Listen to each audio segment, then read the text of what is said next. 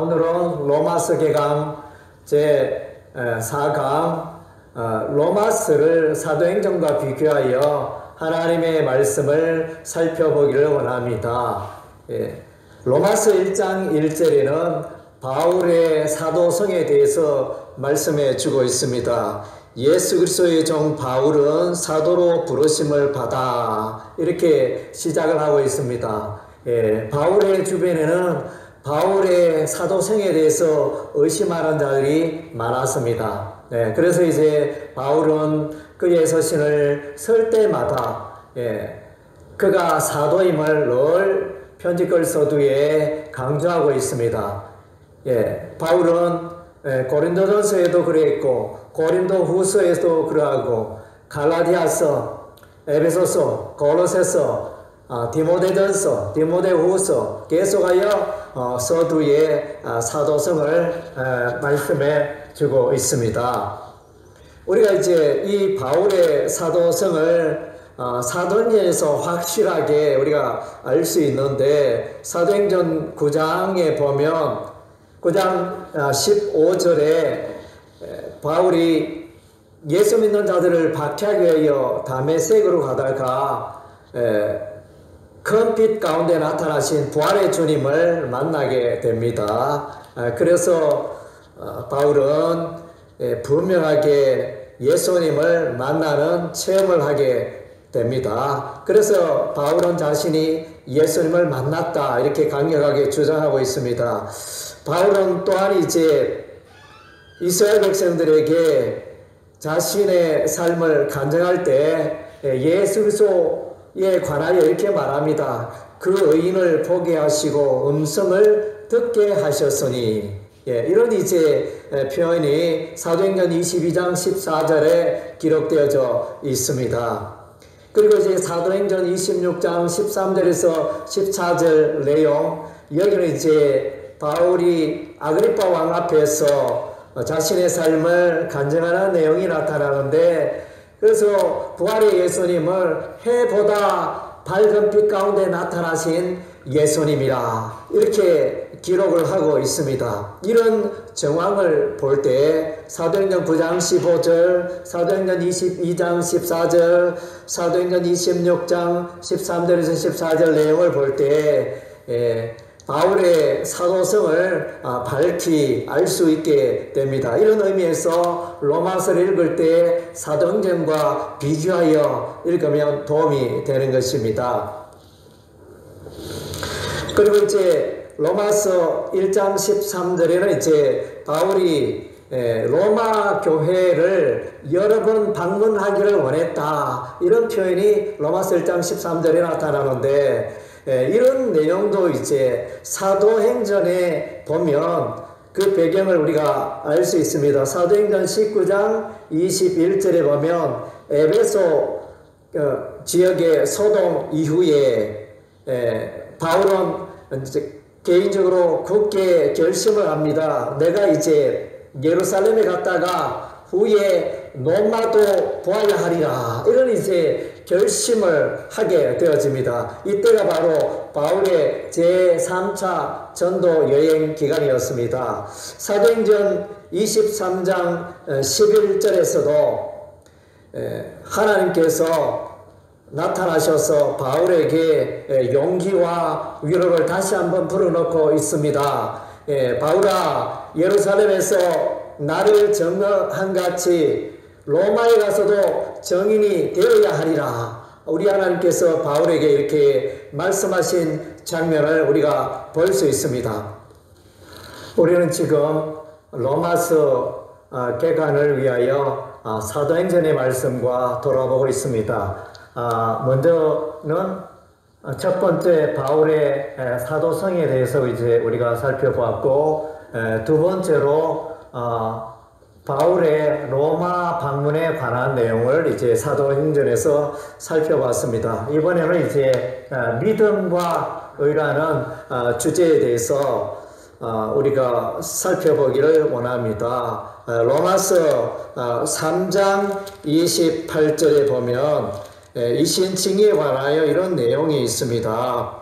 그러므로 사람이 의롭다 하심을 얻는 것은 율법의 행위에 있지 않고 믿음으로 되는 줄 우리가 인정하노라. 그래서 이제 바울이 주장하는 이신칭의의 내용이 나옵니다. 그래서 이 내용에 관하여 사도행전 13장 39절에 보면 이런 이제 내용이 나옵니다. 그래서 믿음으로 말미암아 구원을 얻게 되리라는 그 내용을 강조해 주고 있습니다. 바울이 안디옥 교회의 파송을 받아 비시디아 안디옥에 도착하여 그 회당에서 설교를 할 때 예수 그리스도를 힘입어 우리가 죄 용서함 받고 구원받는다는 그것을 이제 강력하게 전파했던 것을 볼 수 있습니다. 그리고 이제 사도행전 15장에 보면 거기에 보면 모세의 할례를 받지 않으면 구원을 받지 못한다는 그런 주장을 하는 자들이 있어서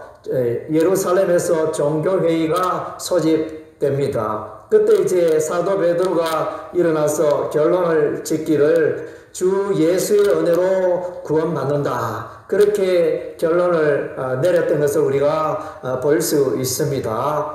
그리고 사도행전 16장 31절에 보면 주 예수를 믿으라 그리하면 너와 내 집이 구원을 얻으리라는 내용을 우리가 볼 수 있습니다. 그때는 이제 바울이 빌립보 감옥에 갇혀 있었고 우리 하나님의 기적으로 말미암아 감옥이 흔들리며 또 이제 그 감옥에서 나왔을 때 빌립보 감옥의 간수가 자결하려고 하는 순간에 바울이 나와서 이제 주 예수를 믿어라 그리하면 너와 내 집이 구원을 얻으리라 그렇게 말한 내용을 우리가 사도행전에서 볼 수 있는 것입니다. 그래서 바울이 줄기차게 로마서에서 이신칭의를 믿음으로써 의롭게 된다는 원리를 말해주고 있는데 사도행전에도 동일하게 이런 이신칭의의 원리, 이신칭의의 이 믿음 설교가 계속되고 있는 것을 우리가 볼 수 있습니다.